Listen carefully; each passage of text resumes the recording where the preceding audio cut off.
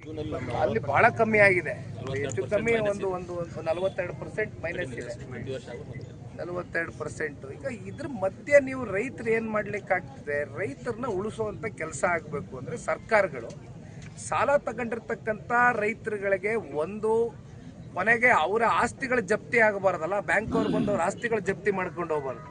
ಕನಿಷ್ಠ ಪಕ್ಷ ಅದಕ್ಕಾದ್ರೂ ಒಂದು ತಾತ್ಕಾಲಿಕವಾಗಿ ಅವರ ಬಡ್ಡಿಯನ್ನು ಕಟ್ತಕ್ಕಂಥದ್ದು, ಒಂದು ಸಾಲ ಮನ್ನಾ ಮಾಡ್ತಕ್ಕಂಥ ಒಂದು ಪ್ರಕ್ರಿಯೆ ಸರ್ಕಾರ ಮಾಡಬೇಕು. ಇದನ್ನ ಪಕ್ಷದ ವತಿಯಿಂದ ಬಹಳ ಗಂಭೀರವಾಗಿ ನಾವು ಆಗ್ರಹ ಪಡಿಸ್ಲಿಕ್ಕೆ ಇಷ್ಟಪಡ್ತೇವೆ.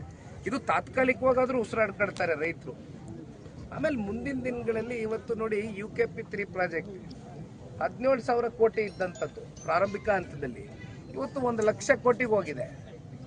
ಇದೇ ಕಾಂಗ್ರೆಸ್ನವರು 2023 ಚುನಾವಣೆಯ ಸಮೀಪದಲ್ಲಿ ನಮ್ಮ ನಡೆ ಕೃಷ್ಣ ಕಡೆಗೆ ಅಂತ ಮಾಡಿದ್ರು. ಕಾಂಗ್ರೆಸ್ನ ನಡೆ ಕೃಷ್ಣ ಕಡೆಗೆ, ಅಲ್ಲೆಲ್ಲೋ ಬಂದ್ರು ಮೇಕೆದಾಟು ಉಳಿಸ್ತೀವಿ ಅಂತ ನಮ್ಮ ಭಾಗದಲ್ಲಿ ಹೇಳಿದ್ರು. ಯಾವುದು ಉಳಿಸ್ತಾ ಇಲ್ಲ, ಎಲ್ಲ ಉರುಳಿಸ್ತಾ ಇದ್ದಾರೆ, ಎಲ್ಲ ಉರುಳೋಗ್ತಾ ಇದೆ. ಕೊನೆಗೆ ಈಗ 17,000 ಇದ್ದಂಥ UKP3 ಪ್ರಾಜೆಕ್ಟು 1 ಲಕ್ಷ ಕೋಟಿಗೆ ಹೋಗಿದೆ. ಇದೇ ಮಾನ್ಯ ಮುಖ್ಯಮಂತ್ರಿಗಳ ಖಾತೆನೇ ಆಗಿತ್ತದು, ಮೇಜರ್ ಇರಿಗೇಷನ್ ಅವರ ಖಾತೆ ಅಂಡರ್ ಬರ್ತಕ್ಕಂಥದ್ದು. ಕಳೆದ 3.5 ವರ್ಷದಲ್ಲಿ ನಿಮ್ಮ ಪ್ರೋಗ್ರೆಸಿವ್ ರಿಪೋರ್ಟ್ ಏನಪ್ಪ ಒಂದು ಮಂತ್ರಿ ಆಗಿ ಅಂತಕ್ಕಂಥದ್ದಾದ್ರೆ ಬಹುಶಃ ಅದೇನಾದರೂ ಅವರು ಒಂದು ವೈಟ್ ಪೇಪರಲ್ಲಿ ಬಿಡುಗಡೆ ಮಾಡ್ತಕ್ಕಂಥದ್ದಾದ್ರೆ ನಾವು ಸ್ವಾಗತ ಬಯಸ್ತೇವೆ. ಇಲ್ಲ ಅಂದರೆ ಅದು ಶೂನ್ಯ ಅಂತ ಅನ್ಕೊಳ್ಬೇಕಾಗ್ತದೆ ರೈತರು. ಹಾಗಾಗಿ ನಿಮಗೆ ಅಷ್ಟೆಲ್ಲ ಜನ 135 ಅದೆಂಥದೋ 140 ಎಷ್ಟೋ ನಂಬರ್ಗಳು ಗೊತ್ತಿಲ್ಲಪ್ಪ, ನಮ್ಮ ಬಾಯಿಗೆ ಸಿಗ್ತಾ ಇಲ್ಲ. ಭಾಳ ದೊಡ್ಡ ದಾಖಲೆ ಪ್ರಮಾಣದ ಶಾಸಕರನ್ನ ರಾಜ್ಯದ ಜನತೆ ಆಶೀರ್ವಾದ ಮಾಡಿದ್ದಾರೆ. ಯಾತಕ್ಕೆ ಆಶೀರ್ವಾದ ಮಾಡಿದ್ದಾರೆ? ಬಂಡಪ್ಪಣ್ಣ ಅವರು ಒಂದು ವ್ಯಾಲಿಡ್ ಪಾಯಿಂಟ್ ಹೇಳಿದ್ರು. ಗ್ಯಾರಂಟಿ ನೀವು ಯಾರಿಗೆ ಕೊಡ್ಬೇಕು? ನೀವು ಗ್ಯಾರಂಟಿನ ಮೊದಲು ಯಾರಿಗೆ ಕೊಡ್ಬೇಕು ಗ್ಯಾರಂಟಿ? ಸುಮ್ಮನೆ ಅಲ್ಲೆಲ್ಲೋ ವೇದಿಕೆಯಲ್ಲಿ ನಿಂತ್ಕೊಂಡು ಉದ್ದುದ್ದ ಭಾಷಣ ಮಾಡಿಕೊಂಡು ದೇಶದ ಬೆನ್ನೆಲುಬು ರೈತ ಇದ್ರೆ ಎಲ್ಲ ರೈತ ಅನ್ನದಾತ, ಅನ್ನ ಹಾಕ್ಲಿಲ್ಲ ಅಂದ್ರೆ ನಮ್ಗೇನು ಇಲ್ಲ ಅಂತಾರೆ. ಇಲ್ಲಿ ಅನ್ನದಾತರು ಕೂಗು ಕೇಳೋರು ಯಾರೂ ಇಲ್ಲ. ಒಂದು ಹೇಳ್ತೀನಿ, ಕಾಂಗ್ರೆಸ್ನ ಪಕ್ಷದ ಆಡಳಿತದಲ್ಲಿರ್ತಕ್ಕಂಥ ಬಹುತೇಕರಿಗೆ ರೈತರಿಗೆ ವ್ಯವಸಾಯ ಬಿಟ್ಟು, ಬೇಸಾಯ ಬಿಟ್ಟು ಬೇರೆ ಇನ್ಯಾವ ವಹಿವಾಟುಗಳು ವ್ಯಾಪಾರೀಕರಣ ಅವ್ರು ಮಾಡೋದಿಲ್ಲ. ನಿಮ್ಮ ಥರ ರಿಯಲ್ ಎಸ್ಟೇಟು ತಲೆ ಹಾಕಿ ಮಲಗ್ದಂಥವ್ರು ಅಲ್ಲ ರೈತರು. ರಿಯಲ್ ಎಸ್ಟೇಟ್ ಏನು ಅಂತಲೂ ಗೊತ್ತಿಲ್ಲ. ಏಕೆಂದರೆ ಇವತ್ತು ಕಾಂಗ್ರೆಸ್ ಬಂದ ಮೇಲೆ ಯಾರಿಗೆ ಪ್ರಾಮುಖ್ಯತೆ ಸಿಗ್ತಾ ಇದೆಯೇನೋ ಗೊತ್ತಿಲ್ಲ. ಒಂದಷ್ಟು ಜನ ರಿಯಲ್ ಎಸ್ಟೇಟು ದಳ್ಳಾಳಿಗಳಿಗೆ, ಏಜೆಂಟ್ಗಳಿಗೆ, ಬ್ರೋಕರ್ಗಳಿಗೆ ಒಂದು ರೀತಿ ಪ್ರಾತಿನಿಧ್ಯ ಸಿಗ್ತಾ ಇದೆ ಈ ರಾಜ್ಯ ಸರ್ಕಾರದ ಕಡೆಯಿಂದ. ಯಾವುದೇ ಪ್ರಾಜೆಕ್ಟ್ ಮಾಡಿದ್ರು 30,000 ಕೋಟಿಗಿಂತ ಕಮ್ಮಿ ಪ್ರಾಜೆಕ್ಟ್ ಆಗೋದೇ ಇಲ್ಲ. ಅಲ್ಲಿ ನಮ್ಮ ಬಿಡದಿನಲ್ಲಿ 35,000 ಕೋಟಿ ಕಣ್ಮುಂದೆ ಕಾಣ್ತಾ ಇದೆ. ಅಲ್ಲೆಲ್ಲೋ ಟನಲ್ ಪ್ರಾಜೆಕ್ಟ್ ಮಾಡ್ತೀನಿ, ಟನಲ್ ರೋಡ್ ಅಂತೆ. ಟನಲ್ ರೋಡ್ಗೆ ಯಾರಿಗೆ ಮಾಡ್ತೀರಿ ಟನಲ್ ರೋಡ್? ಅಲ್ಲೆಲ್ಲೋ ಲಾಲ್ಬಾಗ್ ಅಂತಕ್ಕಂಥ ಜಾಗದಲ್ಲಿ 6 ಎಕರೆ ಹೋಗ್ತಾ ಇದೆ ಅಂತ ಅಲ್ಲಿ ಬಂದು ಎನ್ವಿರಾನ್ಮೆಂಟಲಿಸ್ಟ್ ಎಲ್ಲ ಗಲಾಟೆ ಮಾಡ್ತಾ ಇದ್ದಾರೆ. ಅದ್ರ ಮಧ್ಯೆ ಅದೊಂದು 30,000 ಕೋಟಿ.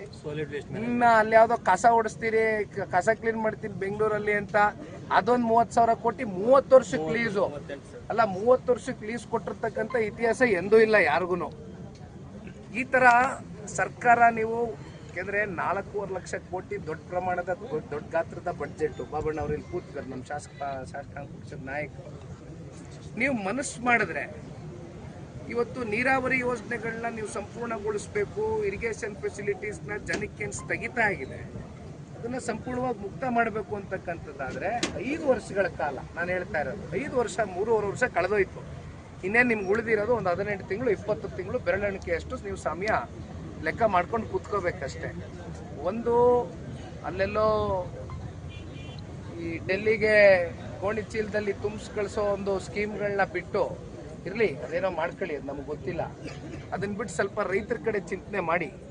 ಯಾಕೆಂದರೆ ಕುಮಾರಣ್ಣ ಅವ್ರದ್ದು ಸರ್ಕಾರ ಇತ್ತು, ಅಲ್ಪಾವಧಿಯ ಸರ್ಕಾರ. 2 ಬಾರಿ ರಾಜ್ಯದಲ್ಲಿ ಮುಖ್ಯಮಂತ್ರಿ ಆಗಿದ್ದಾಗ 2 ಪಕ್ಷದ ಜೊತೆ ಸಮ್ಮಿಶ್ರ ಸರ್ಕಾರ, 2 ಸಲ ಸಾಲ ಮನ್ನಾ ಮಾಡಿದ್ದು.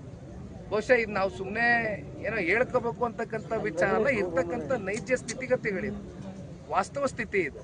ಇಲ್ಲಿ ಶರಣ್ಗೌಡರು ಕೂತಿದ್ದಾರೆ, ಬಂಡಪ್ಪಣ್ಣ ಕೂತಿದ್ದಾರೆ, ದೊಡ್ಡಪ್ಪಗೌಡರು ಕೂತಿದ್ದಾರೆ, ಸಿ ವಿ ಚಂದ್ರಶೇಖರ್ ಅವರು ಕೂತಿದ್ದಾರೆ, ನಮ್ಮ ಹನುಮಂತಣ್ಣನೂ ಇಲ್ಲೇ ಇದ್ದಾರೆ.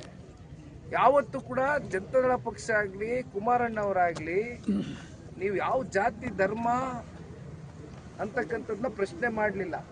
ರೈತರು ಅಂದ ಮೇಲೆ ಎಲ್ಲ ಭಾಗದ ರೈತರು ನಮಗೊಂದೇ ಅಂತಕ್ಕಂಥ ಮನಸ್ಥಿತಿಯಿಂದ ಅತಿ ಹೆಚ್ಚು ಬೆನಿಫಿಷಿಯರೀಸು ಉತ್ತರ ಕರ್ನಾಟಕದ ರೈತರಿಗೆ ಆಗಿದೆ ಅಂತಕ್ಕಂಥದ್ದು ಶರಣ್ಗೌಡರ ವಾದ ಇದೆ. ಅದು ಸತ್ಯ, ಅಕ್ಷರಶಃ ಸತ್ಯ.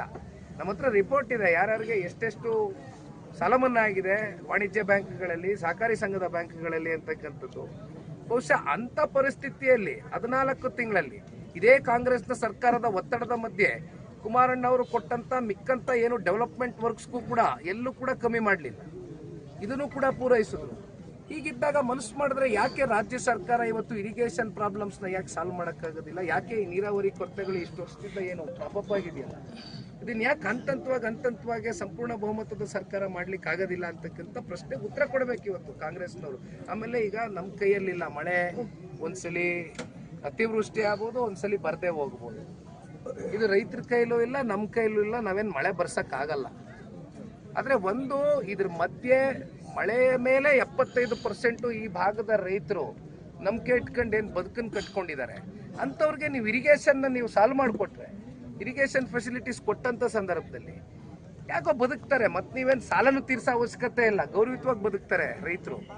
ಆದರೆ ಇವತ್ತಿನ ಪರಿಸ್ಥಿತಿಲಿ ಮತ್ತೆ ನಾವು ಹೇಳ್ತಾ ಇದ್ದೀವಿ, ಒಂದು ಕೊನೆಯದಾಗಿ ಒನ್ ಟೈಮ್ ಕಾಂಪನ್ಸೇಷನ್ 25,000 ರೂಪಾಯಿ ಕೊಡಬೇಕು, ರೈತರ ಸಾಲ ಮನ್ನಾ ಮಾಡಬೇಕು, ಬಡ್ಡಿ ಮನ್ನಾ ಮಾಡಬೇಕು, ಯಾವುದೇ ಕಾರಣಕ್ಕೂ ಅವ್ರ ಆಸ್ತಿಗಳು ಜಪ್ತಿ ಮಾಡದೇ ಇರ್ತಕ್ಕಂಥ ನಿಟ್ಟಿನಲ್ಲಿ ಕಟ್ಟುನಿಟ್ಟಿನ ಕ್ರಮಗಳು ಸರ್ಕಾರ ವಹಿಸಬೇಕು. ಇದು ನಮ್ಮ ಆಗ್ರಹ. ಜೊತೆಯಲ್ಲಿ ಕಲ್ಯಾಣ ಕರ್ನಾಟಕ ಭಾಗದಲ್ಲಿ ಬಣ್ಣಪ್ಪಣ್ಣವರು, ಶರಣಗೌಡರಿಗೆ, ಆಮೇಲೆ ನಮ್ಮ ನಾಡಗೌಡರು ಸಾಹೇಬ್ರಿಗೆ ಎಲ್ರಿಗೂ ಮಾತಾಡಿದ್ದೀನಿ ನಾನು.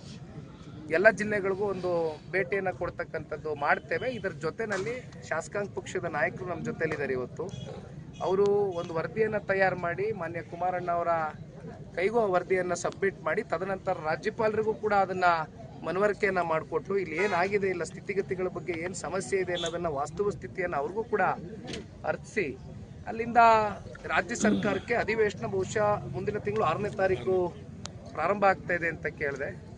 ಅದನ್ನು ಕೂಡ ಅಲ್ಲಿನೂ ಕೂಡ ಬಹಳ ಗಟ್ಟಿ ಧ್ವನಿಯಿಂದ ಈ ಭಾಗದ ರೈತರ ಪರವಾಗಿ ವಿಶೇಷವಾಗಿ ಒಂದು ಕಾಂಪನ್ಸೇಷನ್ ಕೊಡಿಸ್ತಕ್ಕಂಥದ್ದಕ್ಕೆ ಈ ಕೂಡಲೇ ನಾವೆಲ್ಲ ರೀತಿಯಾದಂಥ ತಯಾರಿಗಳು, ಸಿದ್ಧತೆಗಳನ್ನ ಮಾಡ್ಕೊಳ್ತೇವೆ.